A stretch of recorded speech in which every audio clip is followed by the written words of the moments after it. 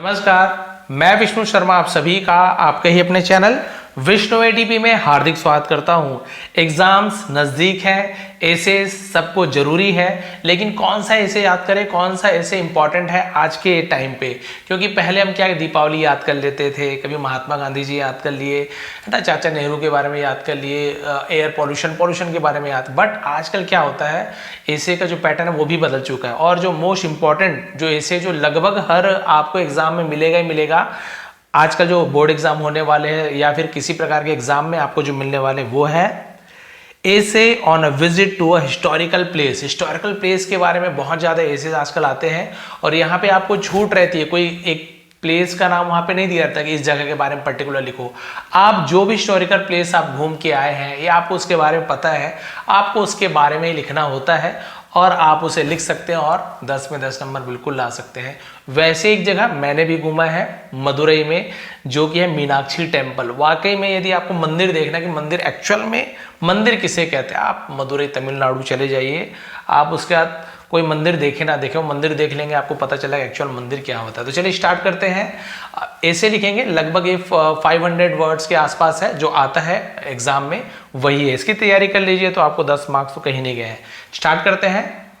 A visit to a historical temple in India. Visit का मतलब होता है यात्रा करना, है ना, कहीं घूमने जाना, यात्रा करना, उसे हम विजिट कहते हैं। एक यात्रा, टू प्रीपोजिशन है, कहाँ की यात्रा, अ हिस्टोरिकल टेम्पल। हिस्टोरिकल का मतलब ऐतिहासिक, ऐतिहासिक मंदिर इन इंडिया, भारत में। तो क्या हो जाएगा, भारत में या भारत के एक ऐतिहासिक मंदिर की यात्रा। चलिए देखते हैं भाई क्या है, कैसे है। India, Bharat, known for its spiritual richness. Known जाना जाता है, फॉर यानी के लिए, इट्स इसके, स्पिरिचुअल का मतलब क्या होता है, जिसे हम कहते हैं आध्यात्मिक, रिचनेस यानी समृद्धि, आध्यात्मिक समृद्धि, एंड और आर्किटेक्चर्स, है ना, यहां पर आर्किटेक्चर आपने सुना होगा, उसी से क्या बना है, आर्किटेक्चरल, आर्किटेक्चरल वंडर्स। इसका मतलब क्या होता है, वास्तुकला के चमत्कारों के बारे में, है ना।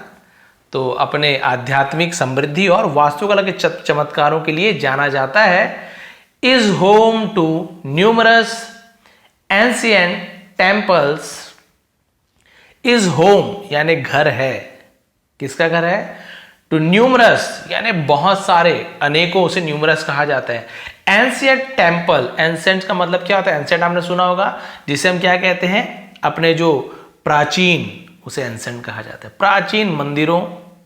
दैट जो, रिफ्लेक्ट का मतलब क्या होता है, जो हम बोलते हैं प्रदर्शित करता है, प्रतिबिंबित करता है, उसे रिफ्लेक्ट कहते हैं, दर्शाता है, बहुत सारा मतलब है। The countries cultural and religious heritage.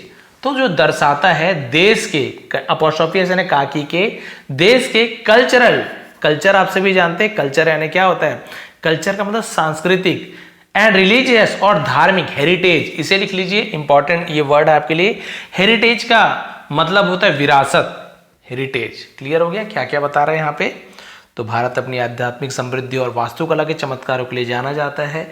यहाँ पे प्राचीन कई मंदिर है जो देश के सांस्कृतिक और धार्मिक विरासत को दर्शाते हैं। हिंदी में इसलिए बता रहा हूँ, मान लीजिए हिंदी में भी आ गया, हिंदी में आ गया, आप एक अपनी यात्रा के बारे में लिखिए तो आप इसे हिंदी में भी लिख सकते हैं। तो देखिए दोनों की तैयारी हो जाएगी और दोनों में इंपॉर्टेंट है, दोनों में ही आ सकता है। चलिए देखते हैं। अमंग दीज, अमंग बीच में, यानी दो लोगों के बीच में, को बिटवीन कहते हैं, दो से ज्यादा हो गया तो अमंग, और ज्यादा अमंग कहा जाता है। बट अमंग दीज यानी इसके बीच, ऐसे यूज करते हैं, इनके बीच। My visit to the Meenakshi temple, मेरी यात्रा, टू प्रपोजिशन है, द मीनाक्षी टेम्पल, मीनाक्षी मंदिर, इन मदुरई, जगह का नाम मदुरई, तमिलनाडु, जो तमिलनाडु राज्य के मदुरई में मीनाक्षी मंदिर है।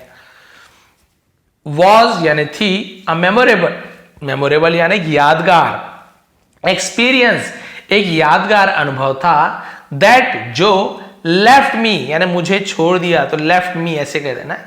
इज ऑ, अभी ऑ यानी क्या होता है, ऑ यानी डरने को भी ऑ कहा जाता है। ऑ यानी किसी चीज को हम जैसे बोलते हैं ना कि धाक जमाना अपने ऊपर, उसे भी ऑ कहा जाता है। ऑफ इट्स, इसके, अब यहां पे देखिए, इसे आप नोट कर लीजिए, इंपॉर्टेंट वर्ड है ग्रैंजर। इसे क्या कहते हैं, ग्रैंजर, ग्रैंजर ऐश्वर्य, शान, वैभव को ग्रैंजर कहा जाता है। एंड डिवोशन और भक्ति, क्लियर है? तो इस प्रकार के यदि वर्ड्स का यूज करते हैं आप टेंस ऐसे वगैरह में या एप्लीकेशन है जो भी आंसर लिखते हैं, तो सामने जो रीड करने वाला है उसे बहुत ज़्यादा अच्छा प्रभाव पड़ता है कि वाह कितने अच्छे अच्छे वर्ड्स का यूज़ करते हैं, ज़्यादातर आपको ज़्यादा अच्छे नंबर मिलने के चांसेस रहते हैं। क्लियर है? तो जिसने मुझे इसकी भव्यता और भक्ति से अभिभूत कर दिया, और है ना, जिसे हम कहते हैं धाक जमा दिया, अभिभूत करना, ऐसे यूज किया जाता है। द मीनाक्षी टेम्पल, मीनाक्षी मंदिर, डेडिकेटेड, डेडिकेटेड का मतलब क्या होता है, जिसे हम कहते हैं कि जो समर्पित है उसे डेडिकेट कहते हैं, टू गॉडेस मीनाक्षी, देवी मीनाक्षी। तो उसका है ना कोष्टक में लिखा हुआ देवी मीनाक्षी कौन थी? अ फॉर्म ऑफ पार्वती, यानी पार्वती माता का एक रूप। And Lord Sundareshwar, Lord Sundareshwar यानी कि भगवान सुंदरेश्वर, जो कौन है? A form of Shiva, Shankar भगवान के रूप में। क्लियर है? तो मीनाक्षी मंदिर स्पेशली किस पे डेडिकेटेड है?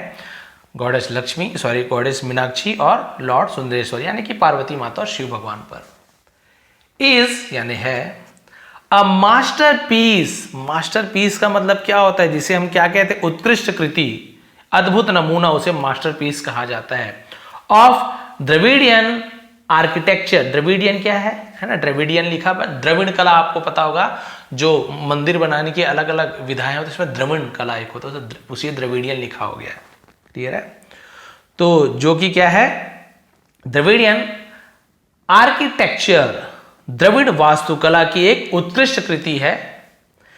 एज जैसे, आई अप्रोच्ड जैसे ही मैं वहां पहुंचा, द टेम्पल यानी जैसे ही मैं मंदिर में पहुंचा या जब मैं मंदिर में पहुंचा, द टावरिंग गोपुरम्स, टावरिंग यानी होते हैं ऊंचे ऊंचे, उसे टावरिंग कहा जाता है। गोपुरम्स, गोपुरम्स किसे कहते हैं? गेट, ये हिंदी नाम मान के चलिए, संस्कृत नाम गेटवे टावर्स, गेटवे टावर्स मतलब जो प्रवेश करने का गेटवे यानी द्वार होता है, टावर्स यानी जो स्तंभ, यानी प्रवेश स्तंभ को गेटवे टावर कहते हैं। ये मैंने देखा है अलग अलग जगह, वो ऐसा लगता है कि यही मेन मंदिर है। मैं जब शुरुआत में गया मुझे लगा मंदिर तो यही है, प्रणाम प्रणाम किया, बोले भाई ठीक है प्रणाम किए, तो बट ये मंदिर नहीं, ये तो उसका गेट है, मंदिर तो अंदर है स्पेशल। तो उसके जो द्वार हैं उसी को देख के आप अद्भुत मतलब आश्चर्यचकित रह जाओगे कि क्या बड़े बड़े दरवाजे, शानदार, तो उसे गोपुरम कहा जाता है ना। Adorn with 1000 of colours sculptures. अब यहाँ पे चलिए देखिए, यहाँ पे आपको एक और नया वर्ड मिल गया है ना, अडॉर्न। अडॉर्न यानी क्या होता है? सजाना, तो सजाया गया था। सेकंड फॉर्म है विथ यानी थे, से थाउजेंड्स यानी हजारों, ऑफ कलरफुल रंगीन, स्कल्पचर्स यानी कि वही जिसे हम क्या कहते हैं, मूर्तियों से।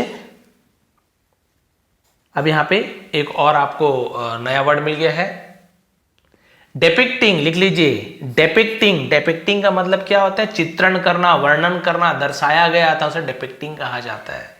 जो रंगीन मूर्तियों से क्या किया गया था?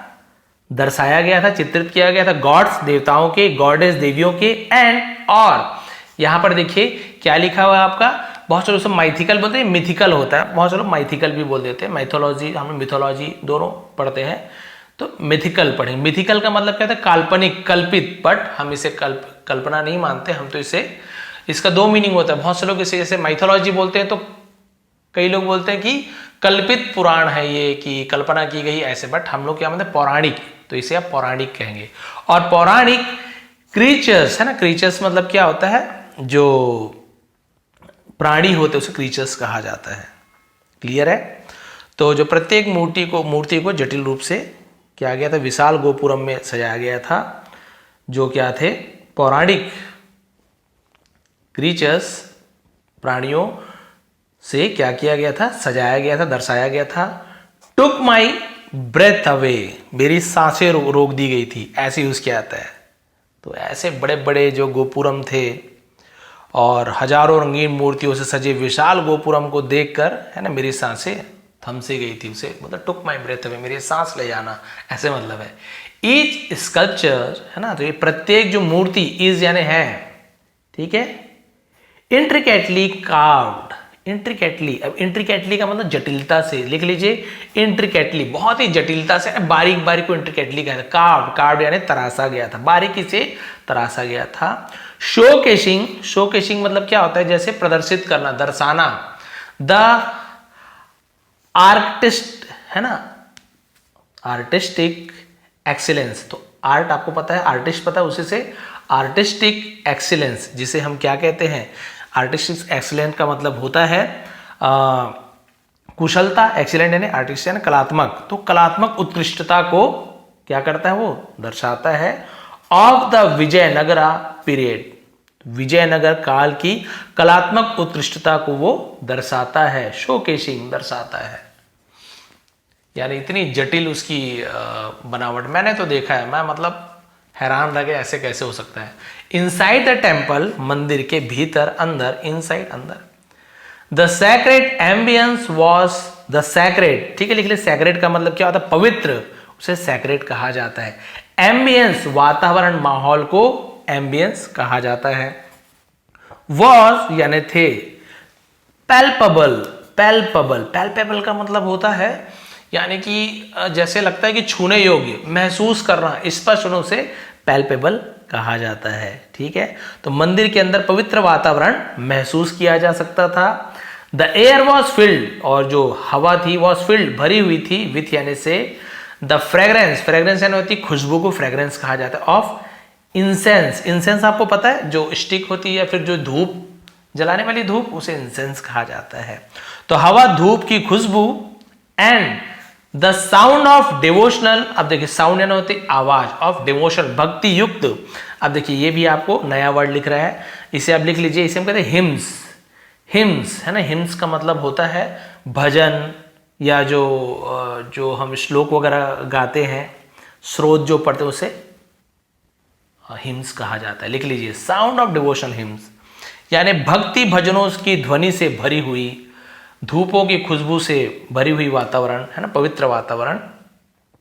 क्रिएटिंग यानी बना रही थी, क्रिएटिंग एक, अब देखिए फिर आपको एक यहाँ पे नया वर्ड मिला, तो लिख लीजिए सीरीन। इसे क्या है, सीरीन का मतलब निर्मल, शांत को सीरीन कहा जाता है। निर्मल एटमॉस्फेयर, निर्मल वातावरण बना रहा था, है ना, जिससे एक शांत वातावरण बना हुआ था। The temple complex is vast, temple complex यानी मंदिर का जो परिसर था, मंदिर परिसर को टेम्पल कॉम्प्लेक्स कहते हैं। वेस्ट होता है विशाल, वृहद, बहुत बड़ा, उसे वेस्ट कहा जाता है, बहुत बड़ा। तो मंदिर परिसर विशाल है। विथ यानी से। सेवरल यानी विभिन्न प्रकार के, उसे हम क्या बोलते हैं, जिसमें कई या विभिन्न को सेवरल कहा जाता है ना। श्राइन्स लिख लीजिए, श्राइन्स का मतलब होता है मंदिर, जिसमें विभिन्न प्रकार के मंदिर थे। तीर्थ स्थल को भी श्राइन्स कहा जाता है। हॉल्स, बड़े बड़े हॉल थे, रूम थे। एंड कॉरिडोर्स यानी गलियारे को कॉरिडोर्स कहा जाता है।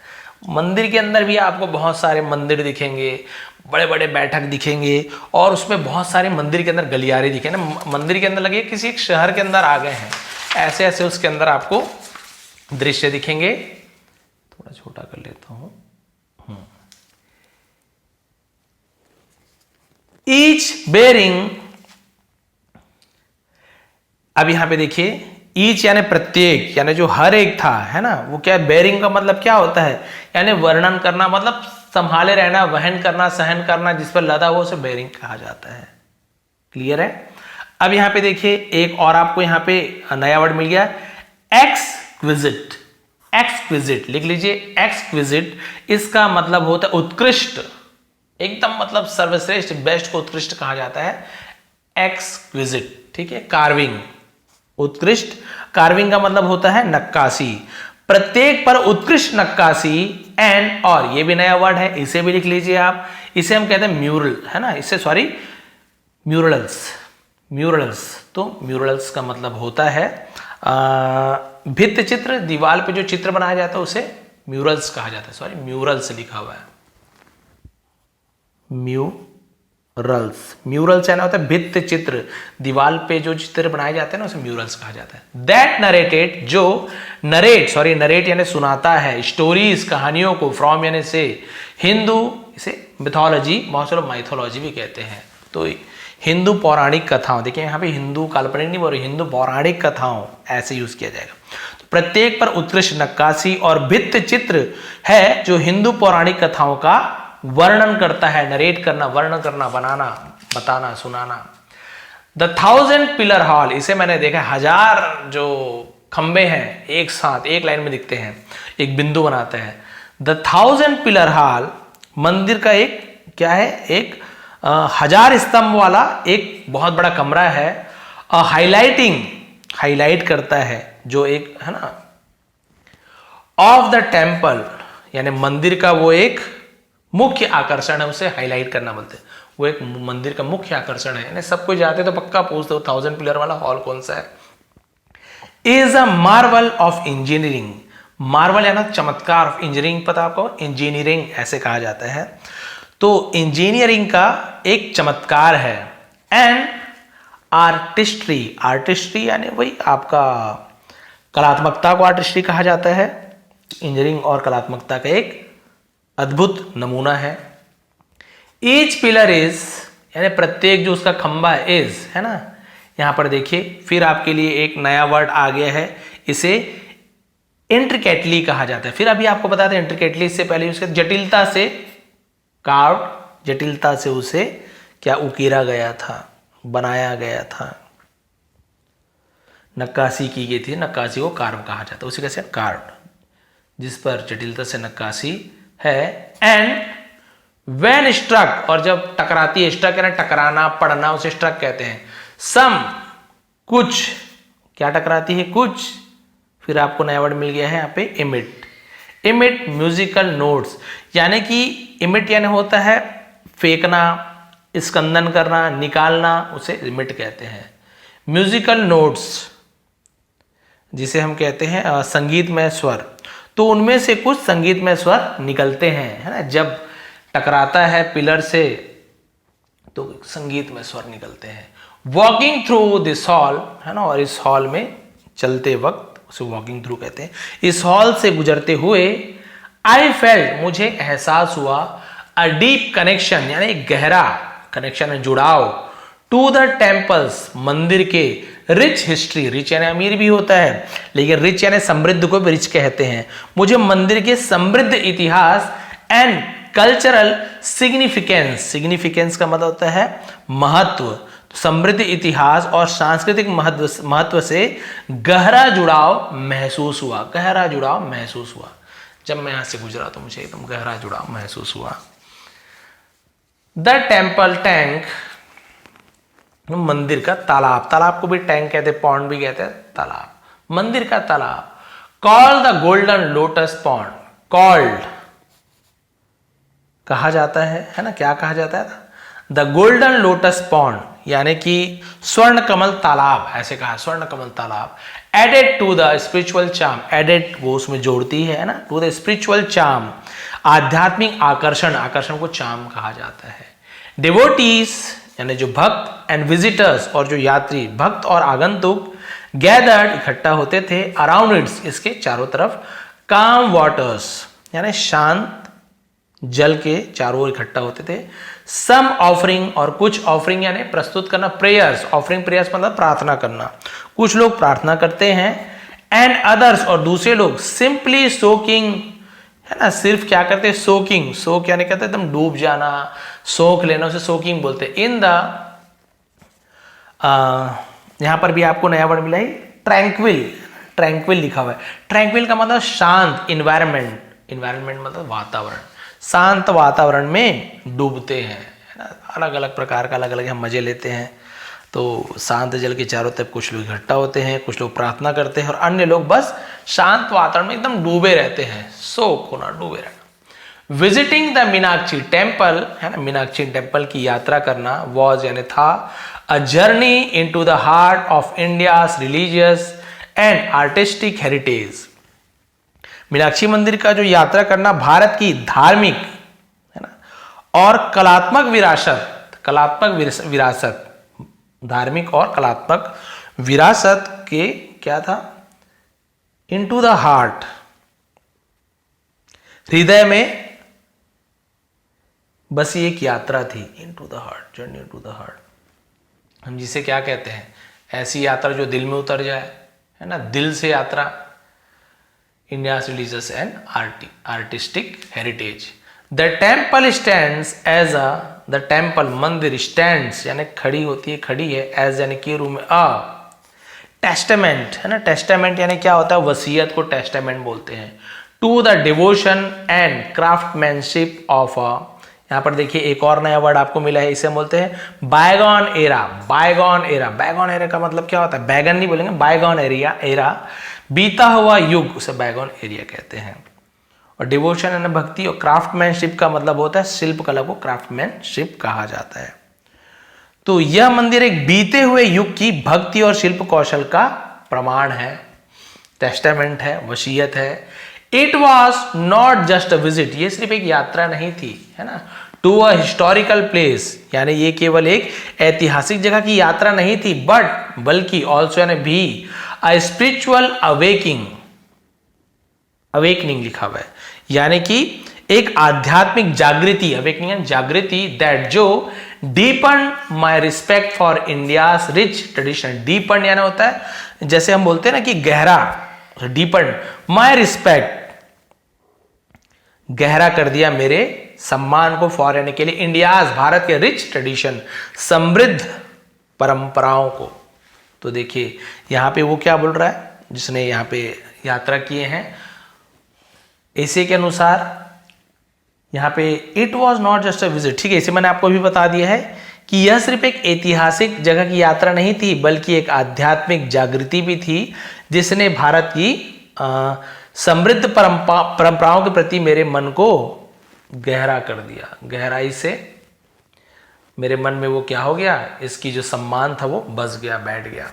तो यहाँ पे आप देख सकते हैं ये ऐसे यहाँ पे एंड होता है ऐसे का। 500 लेटर्स का कम से कम यहाँ पे आपको, सॉरी 500 वर्ड्स का लेटर आपको, सॉरी यहाँ पे ऐसे मिलता है, फंबल हो गया था थोड़ा सा। तो आप लोग देखेंगे जब आप इस प्रकार के वर्ड्स का यदि यूज़ कर पाते हैं किसी भी प्रकार के ऐसे में, या कोई आप आंसर दे रहे हैं, यदि आपको इसका मीनिंग पता है, यदि आप इसकी प्रैक्टिस कर लेते हैं, इस प्रकार के ऐसे आप रट भी लेते हैं या तैयारी कर लेते हैं, क्या है 2-4 बार आपको बार बार लिखना है। याद करने का सबसे अच्छा तरीका होता है लिखना, जितने बार आप लिखोगे उतना जल्दी याद होता है, आप सभी को पता है। तो जब बार बार आप लिखते जाओगे आपको इसका मीनिंग भी पता चलेगा, जैसे कि मैंने बताया, आपने नोट भी किया होगा इसका मतलब क्या होता है, इसका मीनिंग क्या है, प्रोनाउंसिएशन क्या है।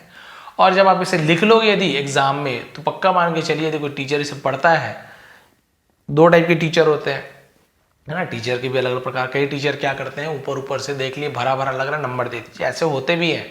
बट लेकिन यदि आप अच्छे से लिख रहे हैं, 500 वर्ड्स का आया है, आपने बढ़िया से लिखा हुआ है, कोई टीचर बोर्ड एग्जाम है या है ना, बोर्ड एग्जाम है तो खास और बहुत बहुत ध्यान से उन्हें पढ़ना पड़ता है, क्योंकि बाद में यदि पेपर पर खुला तो टीचर के ऊपर भी बात आती है। तो यदि वो ध्यान से पढ़ते हैं, देखते हैं आपके वर्ड्स जो सिलेक्शन है अच्छे अच्छे किए गए हैं, बहुत अच्छे प्रकार से आपने एक्सप्लेन किया है, बहुत अच्छे प्रकार से आपने इस ऐसे को लिखा है, तो आपको बहुत अच्छे मार्क्स उसमें ज़रूर आपको मिलेंगे। एप्लीकेशन हो गया या पैराग्राफ राइटिंग हो सकता है पैराग्राफ राइटिंग में ही आ जाए आपका, तो पैराग्राफ राइटिंग में आ जाए तो उसमें भी आप लिख सकते हो। तो आपको एक तैयारी करनी है, और पैराग्राफ राइटिंग आती है तो भी ये लिख दीजिए, ऐसे में भी आता है तो भी ये लिख दीजिए, इसका आधा पैराग्राफ राइटिंग में लिख दीजिए इतना। तो क्या होगा, एक तैयारी करोगे आपको 2-3 चीज़ों में इसका फायदा मिल जाता है।